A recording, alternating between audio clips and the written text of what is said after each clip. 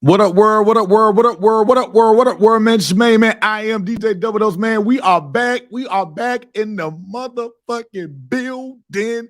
And yes, we are here. Rivalry week is over with and done. And man, oh man, oh man. We got the game. We all saw how that went. You had fourth and Miro, fourth and a miracle, fourth and a mile, whatever you want to call it. You had FSU going down to the swamp. So without further ado, let's go ahead and talk about rivalry week, man. My voice is already shot because I've been yelling and hooping and hollering. I mean, you know what I'm saying? Fresh off my vacay from Hawaii. And I'm just going to tell y'all something, man. I'm glad I came back on Friday because there was no way in hell I was going to miss rivalry week, although I enjoyed my vacation very much. But this your main man. I am DJ Double Dose, man, coming at y'all, man, from Double Dose of Reality Sports, man. Let's go ahead and get into it, man. While we here, you know what I'm saying? We in here. Now, I must say, since the last time I was on the mic, we all know what happened with Jordan Travis. So we're gonna leave with FSU and we're gonna get to the rest. We're gonna start from because we 12-0, baby. We 12-0, baby. Not one, but 2-0 versus the SEC this year. We're going to leave that alone. We ain't going to even talk about it. You know what I'm saying? I ain't going to say anything about Mike Norvell being 4-0 in his last 4 SEC games, but we're going to leave that alone. We ain't going to talk about that. But Jordan Travis, we all know, everybody knows what happened. He had a devastating injury. It was ugly. It was nasty. You know, I mean, no other way to put it, it was nasty. And going into the swamp, you had Tate Rodemaker. Now, those of us that know Tate Rodemaker, we have seen him come in. We've seen the good and bad of Tate. We've seen the good and bad of Tate. But I will say this. He's been in the system for years, but starting in the swamp at night, hey, man, hats off to the kid because early on, that place was rocky. They had us down 12-0. A lot of kids could have folded in that situation. But Tate didn't fold. You know, he made the plays that he had to make, but most importantly, the most important thing that he did in Saturday's game, the most important thing that he did out of the entire game was he did not turn the ball over. And that was the most important. He let the defense eat because Florida as well was playing a backup quarterback as well. So he let the defense get settled in and he let the defense handle their business. He didn't put them in bad predicaments, which I have to salute because, I mean, we've seen Tate turn the ball over, you know, in his tenure. He's turned the ball over. So for him to come in there and Trey to get going with the running game, Trey scored all our touchdowns. Man, hats off. You know, we'll get into the whole playoff conversation at another date. This show right here about Rivalry Week, this ain't the place for it. So, Florida fans, let me go ahead and pin this because I want to make sure that this can be used. Dear Florida fans, I appreciate us kicking y'all ass and making sure that you're not bowl eligible. Thank you, Florida. I appreciate that. I enjoyed that win very, very, very, very much so. So enjoy your 5 wins on the season because peace and blessings. Peace and blessings to your offseason. And I hope that class that you have together, I hope that it stays. I got a good feeling you've already had a few decommits. I don't know how y'all hold that class together, but hats off. Nothing else to really say about that. That's just rivalry. You know what I'm saying? FSU is beating both of their rivals for the second straight year in a row, coming state champs as far as that goes. That type stuff goes a long way in recruiting. I know a lot of people say, man, it don't mean that. You're right. It doesn't mean shit in the grand scheme of things. But in recruiting, things like that matter. Recruits look at things. Kids flip. Now, you know, some kids are going to go where they're going to go regardless, but kids flip.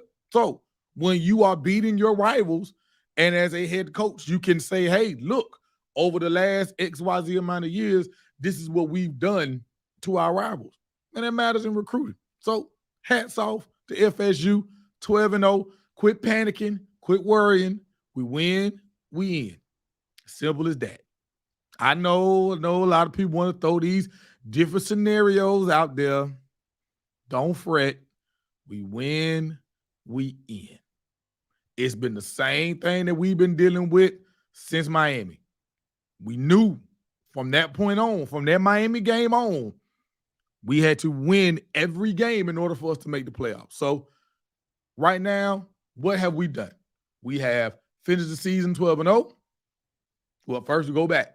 Let's go with the checklist again. Beat Clemson, check. Go to the ACC, well, finish undefeated, check, regular season. Go to the ACC championship, check. The next check off the list is winning the ACC, which is what our goal was all along. And we said in the preseason, in the earlier shows that we've done, you win the ACC, let the chips fall where they may. Hats off.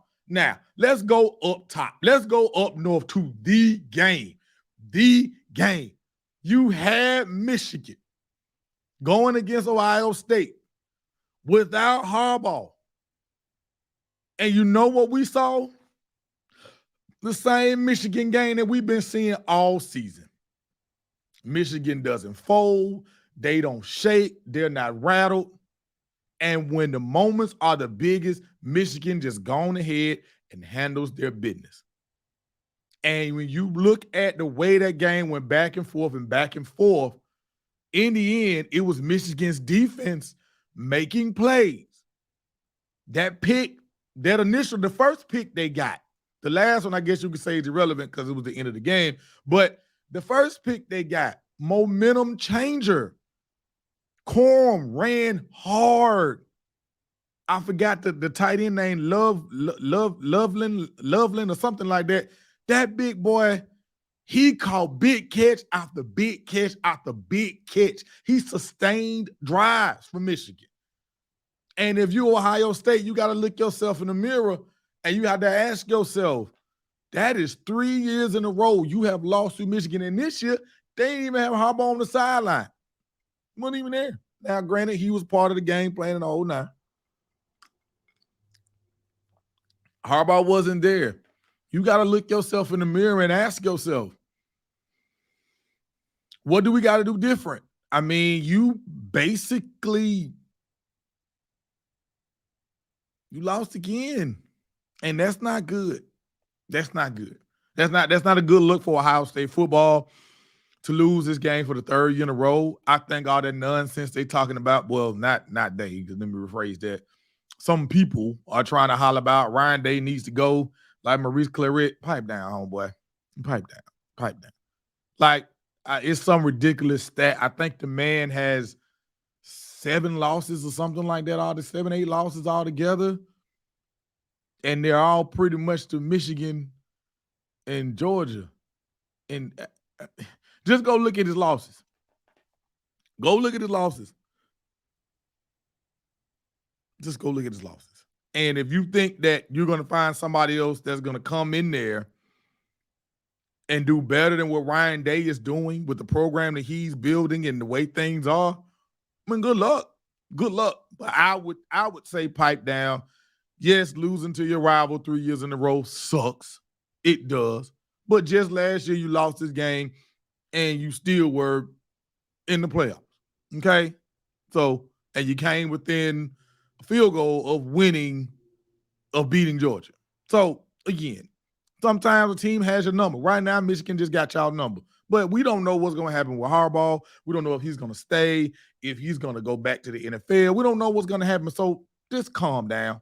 You know, in the grand scheme of things, we've had Michigan on this show. We've had Michigan scheduled to win the whole thing. Michigan was scheduled to win the whole. We have them predicted to win the whole thing. So far as I go, Michigan is just continuing on the path that we thought they were going to go on from the beginning of the season. So hats off to Michigan for winning the game. Now, I will tell you something, Michigan. Now, on this show, we have been laughing and making fun of Iowa because their spreads are disgusting. They drag everybody into the mud with them and make them play a ugly, ugly, ugly ass game. Now, Michigan, I'm going to tell you something. I do not think you're going to lose against Iowa. I don't. But don't let them people drag y'all in the mud. Don't let them people drag y'all in the mud. That's all I'm going to say. You want to get in there, get that game in and over with, because what you don't need is to get into a slugfest with a team that you should beat handedly. Get into a slugfest with them, and God forbid something happens. Whether it's the game is too close late and you leave it up to a pick six or a scoop and score, something like that, because that's really the only way Iowa is probably going to generate any kind of points for real. Is going to have to be on something special team-wise, a defensive score, something like that. So, Michigan, just do what you've been doing all year. You should be fine. But Iowa's defense is legit. Their defense is legit. It's probably it is. Ain't no probably the best defense you've done face. I mean, Penn State had a solid defense, and obviously Ohio State had a solid defense. But it's our defense is different. I mean, hey, they are different. So go in there, handle your business, and keep on marching on towards the playoffs. Now,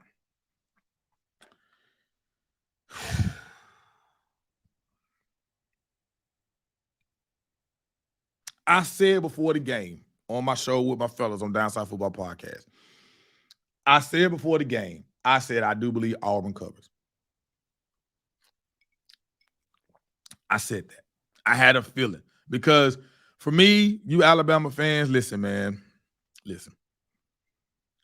I don't know why y'all decided y'all wanted to bother me. I have no idea. I can tell a lot of you throughout the season have not listened. Go back and listen to the praise I gave you. I swear I said the only game you would lose in the regular season was to Texas. I swear that's what I said. That is exactly what I said. But for some reason, y'all seem to think that I said something different, because it didn't. However, I did speak to several Alabama fans, and I did say, and I quote, rivalry games, you hear, I mean, it is so overly used phrase. Rivalry games, you can throw the records out, but it is so damn true. And y'all was getting real chesty. Y'all had been getting real. I mean, even your pundits, even everybody that loves y'all in the media, like they all like, man, Bama should be in right now. I'm like, wait a minute now, they got a game down here on the plains. Like we enjoying hell. And usually in that game down there enjoying hell, they usually struggle. And I know Auburn, first year under Hugh Freeze, I get it. But y'all was getting real chesty. Y'all was worrying about, oh man, we facing Georgia. Oh man, we finna beat Georgia and we in the playoffs. And I'm sitting up here like, man, y'all got a game Saturday, man. Y'all kind of pushing the fast forward. But now most of my true Alabama fans, the ones that I can actually talk to, they got some sense. They all say the same thing. They're like, Ben, that stadium janky as hell, and this is gonna be a tough game. And what did we see?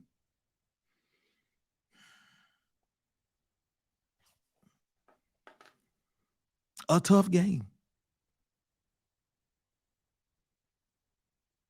Auburn played their ass off. And it took a muff punt and a miracle to beat them. I'm not saying that Alabama isn't a good team. I'm not saying that Miro hasn't done the things I, again, said that he would do if you gave him time in the offense. Again, it's on wax. I said these things. I'm not saying any of that is not true. All I'm telling you is enjoy the win, calm y'all ass down. Because the truth is, all of this, we deserve to be in over undefeated teams or over this team or over that team. Listen, when they start talking about resumes, it is a reason why they have Texas in front of you. It's a reason why they have Oregon in front of you, because you can't erase USF. I don't care how you want to pin it and say I don't give a damn. You can't erase the game. It happened. And you struggle. You can't erase losing to Texas by double digits at home. You can't erase that. You can't erase struggling, being down to Tennessee at the half. You can't erase going back and forth with that sorry-ass LSU team. These are things you cannot erase. So when you start talking about you deserve to be here or you deserve to be there because you living in your own little bubble, Oregon has whooped everybody's ass they face, with the exception of the loss they got against Washington. And it was a one-possession game. And on the road. Texas, for all intents and purposes, they whooped y'all ass by double digits at home. They beat y'all ass in Bryant-Denny. They beat y'all ass there. And they have gone on, outside of losing to Oklahoma in the Red River Rivalry, they've gone on and they've looked fairly decent. Okay? Say what you want to say about FSU. They're 12-0. Say what you want to say about Washington. They're 12-0. So, again, and even now with Ohio State, I mean, they can't play for anything. We understand that, but I'm just saying, so to get ahead and then on top of all of that, you needed a 4th and 31 to beat a 5, well, at the time, a 5. You needed that to beat Auburn. So again, you want to sit around there and talk about the committee and what they're looking for and what they're not looking for. Have you really been dominant? Have you? That's not a good LSU team you went back and forth with. That game turned into a shootout. As much as we praise y'all defense, that game was a shootout. You needed this to beat Auburn. You was down badly to Tennessee. Did you come back and win? Of course you did. But that wasn't dominant. You look bad against a South Florida team that's not good. And you lost to Texas. So before you start saying what you deserve or this or that, look yourself in the mirror and look at your games that you've played if you want to be real with yourself. Now, if you just want to just talk crazy and don't want to talk ball and don't want to look at, that's fine. I mean, it's cool to do the fan thing. But the truth is, Oregon has looked better than y'all all season long. They have one loss, and it's to the number, well, we'll see what it end up at, the number 3 or number 4 ranked team in the nation. That's their only loss. It's their only loss. They literally have beat the brakes off everybody else.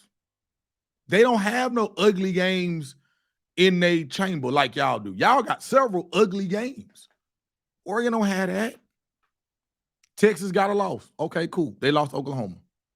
They got a couple of ugly games in their situation. Washington undefeated. So it doesn't matter what ugly games they got, they undefeated. FSU don't matter what ugly games they got, they undefeated. So again, when you start talking about lumping all of the one-loss teams in the bunch, is your resume or the way that you've looked, is it better than Oregon? Or is it better than Texas? The committee don't think so, which is why those teams are ranked in front of you. So you can say I'm hating, you can say whatever you want to say, but the people that's making the decisions had these folks in front of you. And that's because they're looking at everything. Yes, you have looked. Yes, you have improved. Yes, you have. You have definitely improved. Can't nobody take that away from you. You've improved. But at the same time, you can't sit around here and say that you look better than Oregon because you don't. Because you don't. Oregon's been dominant all year outside of their one loss. While you have a double-digit loss to Texas at home. Just saying. So the Iron Bowl was what it was. I mean, it was exciting. You know, we love it here. You know, whether you somebody like me, my family is split. You know, my dad and my mom, you know, they like Auburn. My sister loves Alabama. My cousin / brother, I call, he's diehard Alabama fan. Hell, all my friends are Alabama fans. So if you live here in this city where I'm from, Birmingham, you're going to watch the Iron Bowl. You're going to go to an Iron Bowl party or you're going to watch it. Whatever you're going to do, you're going to watch the game. So the game, and you always wanted to be an exciting game. You know what? No matter, because like somebody like me, I ain't got a bone in the fight. I don't root for either team, but I like to watch a good game. And it delivered. And it delivered. For that to be probably, if I'm not mistaken, the last Iron Bowl on CBS, went out with a bang. So this show was a little more mild. Anybody that follow me on my timeline, y'all know I've had some choice words for quite a few people. So this show was kind of mild because at the end of the day, we down to the end, people. So it was kind of bittersweet. It's kind of bittersweet. But we got championship week this week. And everything gets decided. That's the fun part about all of this. It all gets decided this week. So I'm looking forward to it. You got Oregon and Washington gonna kick their thing off on Friday night. Texas and Oklahoma State, they jumping off at 11. Bama, Georgia, jumping off at 3. Florida State, Louisville, playing at 6:30. And I think the Big Ten title game is at 6, is at 6 that night too. So we're gonna have one domino already in place. But let's put it like this. Since we're gonna speak on Alabama just for one more second. Put it like this. Y'all gonna know a lot before y'all game even is played.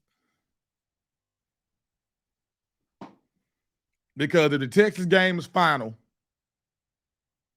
and the Oregon and Washington game will be final, obviously, because they play on Friday, you're going to know a lot before you even suit up and play in Atlanta. You're going to know a lot. And I'm just going to let you know. What happens with FSU don't really matter. Whether we win or lose, we don't affect y'all. But what happened with that Texas game, that matters more than anything else on the board. Because if Texas holds serve and wins, I don't see them putting y'all in over Texas. If you somehow manage to beat Georgia, I don't see it. I could be completely wrong, and that's fine. If the committee says, hey, you know what? We don't care about what happened on the field. We feel like Bama's a better team than Texas. Who cares that Texas beat them in their stadium? If that's what the committee wants to roll with, would it be tragic? Would it be terrible? Hell yeah, because at that point, you're saying that what happens on the field don't matter at that point. And we just going to strictly just go off eye test. If that, I mean, because that's basically what that would mean. So in the end, man, I'm ready for championship weekend. This week coming up, we're gonna start talking about the NFL more.